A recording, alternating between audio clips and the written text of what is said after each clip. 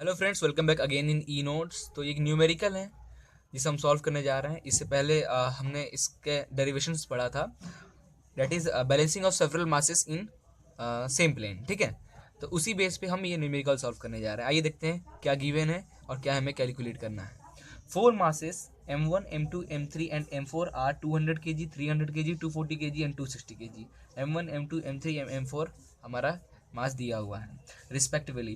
The corresponding radii of rotation are 0.2 metre, 0.15 metre, 0.25 metre and 0.3 metre. Radius भी दिया हुआ हमारा। मास जो M1 रोटेट हो रहा है मीन्स ऐसा कुछ है। ठीक है, ये हमारा मास M1 है, ये मास M2 है, ये मास M3 है। तो मास M1 जो रोटेट हो रहा है सेंटर से कितने डिस्टेंस पे, R1 distance, it is 0.2। Mass M2 0.15। Mass M3 जो है हमारा है वो सेंटर एक्सिस से कितने डिस्टेंस पे, R3 but it is 0.25 metre. R4 दिया हुआ है। उसके बाद आप देखोगे respectively and the angle between the successive masses are 45 degree, 75 degree and 135 degree. अब यहाँ पे कंफ्यूजिंग होता है कि हमारे पास चार मासेस हैं तो चार एंगल मिलना चाहिए था ना कि कितने हैं। तो अब कैसे क्या कर रहे हैं, हमारे पास तीन ही एंगल दिया हुआ है। तीन एंगल दिया है, इसका मतलब ये हुआ कि अगर आपका इसका आप इसका वो बनाओगे एंगुलर डायग्राम, नॉर्मल डायग्राम, तो ये आपका हुआ मास M1। ओके, ठीक है। अब ये हुआ आपका मास M2 कितने डिग्री पे, 45 डिग्री पे। मीन्स θ1 इज इक्वल टू 0, θ2 जो है आपका 45 डिग्री, ऐसे। ठीक है, उसके बाद 75 डिग्री दिया है, दिस मीन्स दिस M3 ये दिया हुआ है आपका 75 डिग्री। यहीं से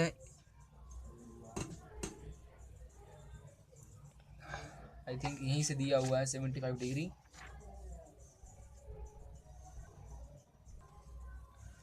तो ये हमारा 75 डिग्री। ठीक है, मास M2 से M3 तक का जो रेडियस है 75 डिग्री है। और ये जो अब हमने जो ये M1 से M3 कितना है, M1 से M3 कितना है हमारा, अगर ऐसे आप ये लें तो ये कितना दिया हुआ है 75 प्लस 45 120 डिग्री।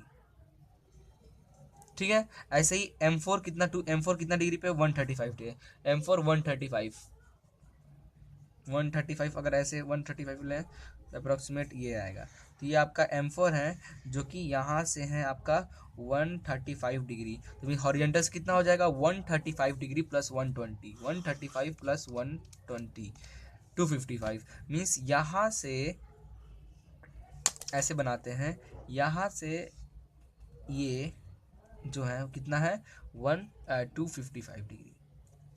ठीक है, ऐसा कुछ बन रहा है। अब हम आगे न्यूमेरिकल सॉल्व करते हैं, एक एनालिटिकल मेथड से और एक ग्राफिकल मेथड से सॉल्व करेंगे। सबसे पहले देखते हैं हमें फाइंड क्या करना है। Find the position and magnitude of balance mass required if its radius of rotation is 0.2 metre.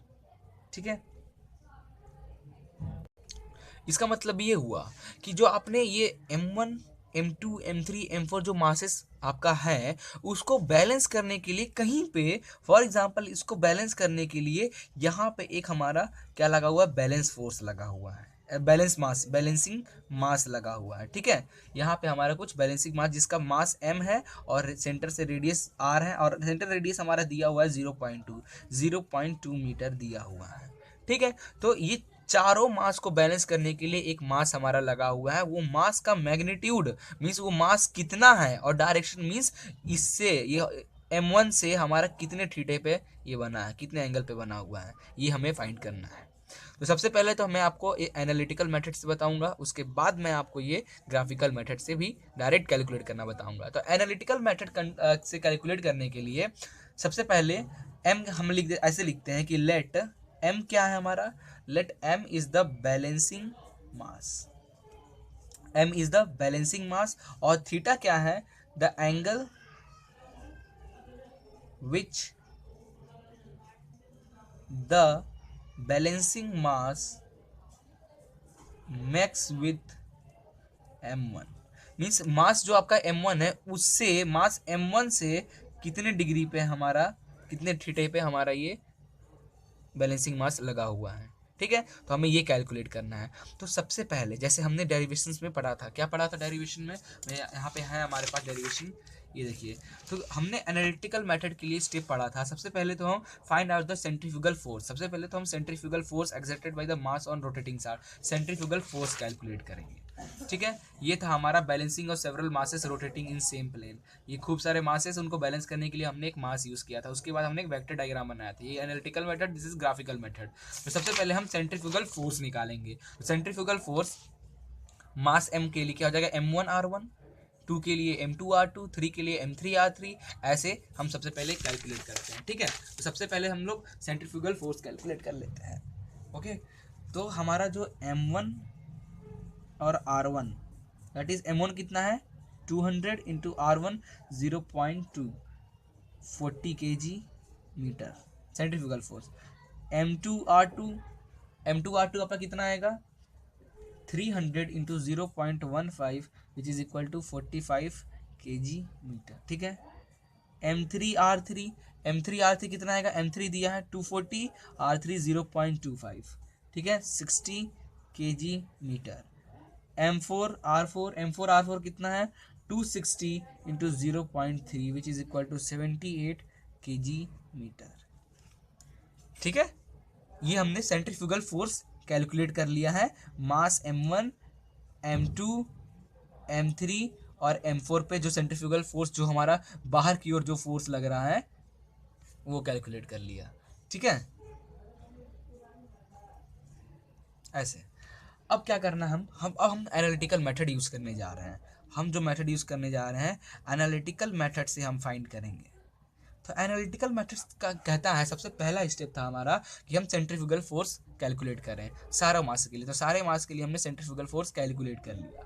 Second step था कि आप उसको हॉरिजेंटली और वर्टिकली आप उसको रिजॉल्व करें सारे फोर्सेस को, एक बार हॉरिजेंटली एक बार वर्टिकली। तो हॉरिजेंटली जब हम रिजॉल्व करेंगे तो हमारा ऐसा आएगा m1r1 cos थीटा, ठीक है, प्लस m2r2 cos थीटा 2, ठीक है, plus m3r3 cos theta 3, plus m4r4 cos theta 4, ऐसे। ठीक है, तो m1r1 हमारा आया 40 और cos, अब देखो m1 तो m1 आपका कितने डिग्री पे है, ये m1 खुद पे मीन्स 0 डिग्री पे है। ठीक है, plus m2r2 means m2 45 degree पे है, तो m2r2 हमारा आया था 45 cos कितना था 45 डिग्री, प्लस m3r3 आया 60 cos कितना लोगे आप, दैट इज 120, क्योंकि हमने एक पोजीशन फिक्स कर दिया। अब यहीं से सबका हम एंगल नापेंगे। ठीक है, मेजर करेंगे तो कितना है, यहाँ से ये 75 था, 75 प्लस 45 120, यहाँ से जो मास m3 है 120, प्लस m4 कितना है m4r4 78 cos यहाँ से यहाँ तक का दैट इज 255 डिग्री। ठीक है, तो ये हो गया दैट इज 255 डिग्री। अब इसे आप नॉर्मल कैलसी से सॉल्व कर लीजिए, तो आपका जो हॉरिजेंटल कंपोनेंट आएगा डेल एच, वो आएगा 21.6 kg मीटर। ठीक है, अब सेम टू सेम अब क्या करना है, हमें वर्टिकली इसको रिजॉल्व करना है। वर्टिकली रिजॉल्व करना है तो हो जाएगा m1r1 sine theta 1 plus m2r2 sine theta 2 plus m3r3 sine theta 3 plus m4r4 sine theta 4। Okay, अब नॉर्मली m1r1 कितना है हमारा, ये सब सारे value sine theta that is 0, theta 2 जैसे कॉस थीटा, जो थीटा की जो वैल्यू थी सेम यहाँ भी पुट करें, m1r1 जैसे हैं सेम वैल्यू पुट करें, तो उससे आपका जो v आएगा वो आएगा 8.5 kg मीटर। ठीक है, ये आपका हॉरिजेंटल कंपोनेंट, ये आपका वर्टिकल कंपोनेंट। अब देखो हॉरिजेंटल कंपोनेंट में हमने कॉस क्यों लिया और वर्टिकल में साइन क्यों लिया, इसलिए लिया कि हमारा m1 से जो देखो m2 जो है वो m1 से थीटा बना रहा है ना 45 डिग्री। जब इसको रिजॉल्व करेंगे तो हमने क्या बताया, कोई भी ऑब्जेक्ट जब किसी दूसरे ऑब्जेक्ट से थीटा बनाता है, एंगल बनाता है, तो उसे रिजॉल्व जब करोगे उसे हॉरिजेंटली, तब वो क्या हो जाएगा, कॉस थीटा में चेंज हो जाता है। और उसका ये हॉरिजेंटली करोगे तो कॉस थीटा, और इसका जो वर्टिकली अपोजिट ये साइन हो जाता है। ठीक है, इसलिए तो डेल एच आ गया हमारा, डेल वी आ गया। ठीक है। अब क्या करना है, अब हमें रिजल्टेंट निकालना है। रिजल्टेंट का फॉर्मूला क्या है हमारा, रिजल्टेंट का फॉर्मूला ये है हॉरिजेंटल कंपोनेंट का whole square plus vertical component का होल स्क्वायर, और ठीक है अंडर रूट। इसे सॉल्व करो, डेल एच हमारा आया था 21.6 का होल स्क्वायर प्लस 8.5 बी का होल स्क्वायर। देयरफॉर हमारा जो रिजल्टेंट आएगा वो आएगा 23.2 केजी मीटर। तो ये आपका मैग्नीट्यूड तो निकल गया उसका, ठीक है। नाउ अब हम देखो ये हमारा इतना आ गया। अब हम जानते हैं कि हमारा जो बैलेंसिंग मास लगा हुआ है, बैलेंसिंग मास जो लगा हुआ है, जो ये चारों को बैलेंस कर रहा है, वो क्या हो जाएगा, उसका सेंट्रीफ्यूगल क्या फोर्स हो जाएगा, फॉर बैलेंसिंग मास के लिए सेंट्रीफ्यूगल फोर्स क्या हो जाएगा, it is small M into R is equal to resultant. चारों मास का रिजल्टेंट ही तो है हमारा बैलेंसिंग मास, ठीक है। तो m हमें पता नहीं है, r हमारा 0.2 है, बैलेंसिंग मास का हमारा 0.2 दिया हुआ है, क्वेश्चन में भी दिया हुआ है हमारा radius of rotation is 0.2 which is equal to r 23.2। तो जो आपका मास निकला है कितना आएगा 116 kg। तो ये आपका मैग्नीट्यूड निकल गया, ये आपका मैग्नीट्यूड निकल गया, ठीक है। अब थीटा निकालना है। थीटा हम जानते हैं कि tan थीटा क्या होता है हमारा, del V upon del H होता है। डेल वी आपका कितना था 8.5, डेल एच था 21.6।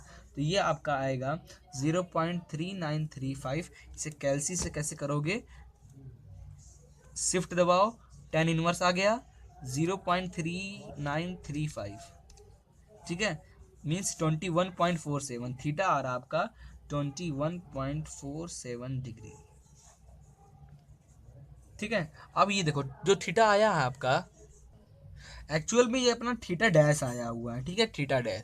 ये थीटा डैश ये है कि जो आपका ये जो हॉरिजेंटल से ये जो इसे हमने ये एक्सटेंड किया, ठीक है। तो ये जो हमारा एंगल है, ठीक है, ये हमारा थीटा डैश है। तो हॉरिजेंटल जो मास आपका m1 से जो हमारा रिजल्टेंट ये बनाया है थीटा 1, ठीक है, वो हमारा आया है 21.47। तो जो हमारा ये मास से जो हमारा एक्चुअल ये मास m1 से ये जो बना है ये कितना बना हुआ है, जो मास हमारा एक्चुअल जो लगा हुआ है वहां तक का क्या होगा, जो हमारा एक्चुअल जो थीटा होगा वो होगा 180 plus 21.47 which is means theta is equal to 201.48 degree, ठीक है। तो आपका ये डायरेक्शन भी निकल गया, magnitude and direction balancing mass हमने फाइंड कर लिया with the help of analytical method. अब ग्राफिकल मेथड से फाइंड करना तो कैसे फाइंड करोगे, आइए वो भी बताता हूँ। ओके, तो पहला स्टेप ग्राफिकल मेथड का क्या था, ड्रॉ अ स्पेस डायग्राम, ठीक है। First of all draw a space diagram. तो जो हमने ये डायग्राम बनाया था यहाँ पे, ये डायग्राम यहाँ थोड़ा कुछ घिचपिच हो गया है, तो इसे मैं एक अलग बना रहा हूँ, ठीक है, सेम, क्योंकि हमने ये हमारा m कितना है ये भी हमें पता चल गया, कितने थीटा ये हॉरिजेंटल से कितने डिग्री पे वो भी पता चल गया। तो अब हम सारे को एंगल के साथ अब हम स्पेस डायग्राम बनाने जा रहे हैं। तो सबसे पहले तो हम स्पेस डायग्राम बनाएंगे, ठीक है। तो ये है हमारा m1 जो कि है 200 kg, ठीक है, 0.2 मीटर पे, ओके ना। उसके बाद है हमारा m2 that is 300 kg, 0.15 metre पे, ठीक है, 45 डिग्री। उसके बाद है हमारा m3 which is equal to कितना है m3 आपका 240 kg, 0.25 मीटर इसका रेडियस। उसके बाद हमारा m4 कितना है 260 kg, और ये m4 का रेडियस 0.3 मीटर। उसके बाद हमारा एक ड्रॉ हो रहा है क्या, balancing mass m which is equal to कितना आया हमारा, एम हमारा अभी कैलकुलेट हुआ था ना, एम चलिए हमें नहीं पता, फॉर एग्जांपल हमें नहीं पता, ये हमारा एम 0 पॉइंट, क्योंकि हम ग्राफिकल मेथड से यूज़ कर रहे हैं, नहीं पता हमें कैलकुलेट करना है एम और कितने थीटा टिप है, ये टिल्ट है 0.2 मीटर, ठीक है, ये हो गया। ये हमारा 45 दिया हुआ है, ये हमारा टोटल दिया हुआ है 120 डिग्री, ठीक है। ये हमें क्या है थीटा, इसे हम बोलते हैं थीटा, हमें पता नहीं। ये हमारा दिया हुआ है 255, ये दिया हुआ है, जैसा फिगर पिछला था सेम फिगर मैंने ये बना दिया। ठीक है, अब इस फिगर को देखते हुए हमें एक क्या करना है, अब हम वेक्टर डायग्राम बनाएंगे। ठीक है, सेकेंड स्टेप जो है हम बनाने वाले हैं vector diagram with suitable scale. Suitable scale लेकर अब हम वेक्टर डायग्राम बनाएंगे, उसके बाद हम नॉर्मली मेजर करते जाएंगे और हमारा आंसर आता जाएगा। ठीक है, तो स्टार्ट कहाँ से करें? सबसे पहले है तो आप एक पॉइंट ले लीजिए, हमने ये पॉइंट लिया। ठीक है, इसे नेमिंग दिया ए। तो जो हम वेक्टर डायग्राम अब बनाने जा रहे हैं, एक्चुअल में हम सेंट्रीफ्यूगल फोर्स ले रहे हैं सारे मासेस का। मीन्स हम FC1 लेंगे, FC2 लेंगे, FC3 के लेंगे, FC4 लेंगे। ठीक है, तो सब ये हो गया ग्राफिकल मेथड में। सबसे पहले हमने ये बनाया, ये बनाने के बाद आपको सेंट्रीफ्यूगल फोर्स जो मासेस का M1 R1 M2 R2 M3 R3 M4 R4 जो सेंट्रीफ्यूगल फोर्स सारे मास के लिए निकाल लेंगे। तो हमारा FC1 इतना, FC2 इतना, FC3 इतना, FC4 इतना दिया हुआ है। ठीक है, तो 40 45 60 78, इसे स्केल पे सबसे बड़ा हमारा 78 नंबर है। तो 78 kg पर मीटर को हम कॉपी में अगर हम ड्रॉ करेंगे तो क्या क्या करें, 78 को डिवाइड कर देते हैं 10 से, कितना हो रहा है 7.8, बड़ा है अभी भी। 78 डिवाइडेड बाई 12 करते हैं तो 6.5, ये भी बड़ा है। 78 डिवाइडेड बाई 15 करें, नहीं 14 करते हैं, और 78 डिवाइडेड बाई 15 करेंगे तो 5.2। ठीक है, तो मैं क्या करता हूँ 15 से सबको डिवाइड करता हूँ तो हमें 5 सेंटीमीटर में मिल जाएगा। मीन्स मैं कहना ये चाह रहा हूँ कि अपना देखो सबसे पहले क्या दिया है 40 kg, तो 40 kg पर मीटर को अगर हम 15 से डिवाइड करेंगे तो ये हमारा जो आएगा 40 डिवाइडेड बाई 15 2.6 सेंटीमीटर। ठीक है, ये हमारा हो जाएगा FC1। ठीक है, FC2 के लिए 45, मीन्स 45 kg मीटर अपॉन 15 हमारा होता है 45 divided by 15, that is 3 centimetre ले रहे हैं, दिस इज FC2। उसके बाद हमारा दिया 60 डिवाइडेड बाई 15 kg पर मीटर, 4 सेंटीमीटर, ये हमारा हो गया FC3। और इसके बाद 78, means 78 upon 15 kg, 78 kg metre is हमारा कितना होता है 78 डिवाइडेड बाई 15, 5.2 आ रहा है सेंटीमीटर, ये हमारा हो जाएगा FC4। ठीक है, तो हमारे पास FC1 FC2 आ गया। अब देखो ये हमने निकाला, अब आपका जो ये ड्रॉ हुआ है मास M1 जो है वो एकदम स्ट्रेट लाइन है हॉरिजेंटल, तो हम एक straight line horizontal FC1 draw करेंगे मास M के लिए 2.6 सेंटीमीटर। तो ए से हम 2.6 सेंटीमीटर का एक लाइन ड्रॉ करें। ठीक है, तो ये इसको लिख देंगे हम 40 kg पर, क्योंकि मास M1 के लिए हमारा सेंट्रीफ्यूगल फोर्स 40 है, तो हमने चेंज किया है 2.6 सेंटीमीटर में, बट मेन हम यही लिखेंगे। ओके, तो ये हो गया, ये हमारा पॉइंट हो जाएगा बी पॉइंट। ठीक है, अब देखो हॉरिजेंटल से जो हमारा मास M2 बना हुआ है वो 45 डिग्री पे बना हुआ है, 45 डिग्री पे बना हुआ है, तो यहाँ से हम 45 डिग्री मार्क किए, 45 डिग्री मार्क किए, फॉर एग्जांपल यहाँ आया, तो FC2 मास 2 के लिए 3 सेंटीमीटर, तो यहाँ हमने क्या किया, यहाँ से ऐसे रख कर ये 45 डिग्री हमने मार्क किया। अब यहाँ से हम कितना FC2 3 सेंटीमीटर, 3 सेंटीमीटर ये मैंने ड्रॉ किया। ठीक है, ये हमारा C पॉइंट हो गया, और ये 45 kg मीटर। ठीक है, ये हो गया। अब एक हल्के से यहाँ हॉरिजेंटल लाइन ड्रॉ करना है। ठीक है, चाहो तो इसे भी थोड़ा सा एक्सटेंड कर दो एकदम हल्का। ठीक है, मेन पॉइंट ये।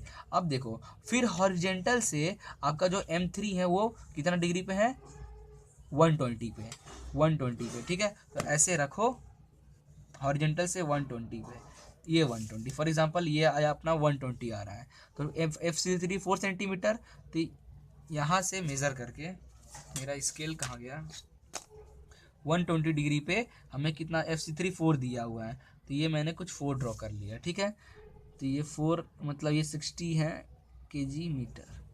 ये हमारा ए बी सी, ये हमारा हो गया डी पॉइंट, ठीक है। अब FC4 मास 4 के लिए ड्रॉ करते हैं। तो मास 4 के लिए इसे पहले यहाँ एक हॉरिजेंटल लाइन ऐसे ड्रॉ करते हैं और इसे भी ऐसे एक्सटेंड कर देते हैं हल्का सा, ठीक है।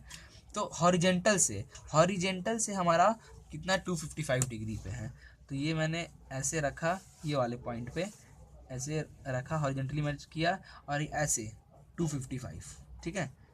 230 40 50 55 255 मीन्स यहाँ कहीं आ रहा है, ठीक है। और कितना है FC4 5.2, तो 5.2 हमें ड्रॉ करना है, तो कुछ यहाँ, ठीक है। तो ये हमारा हो जाएगा 78 kg मीटर।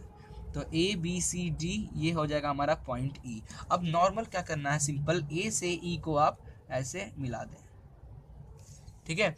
A से E जो आपका है ये रिप्रेजेंट कर रहा है हमारा ये जो बैलेंसिंग मास जो लगा हुआ है इसका डिस्टेंस, ठीक है। तो ये हमारा क्या हो जाएगा, इसे आप मेज़र कर लें नॉर्मल। तो आप इसे जब स्केल पे ऐसे रखें, ऐसे मेज़र कर लें, तो जब आप स्केल पे आप मेज़र करोगे तो ये जो आएगा मीन्स AE को आप मेज़र करो जितना भी आए, ठीक है। क्योंकि हमने 15 से डिवाइड किया था, केजी मीटर को 15 से डिवाइड किया था तो हमने सेंटीमीटर में बदला था, ठीक है। जब सेंटीमीटर को अगर सेंटीमीटर में जब हम 15 का इंटू कर देंगे तो वो केजी में बदल जाएगा।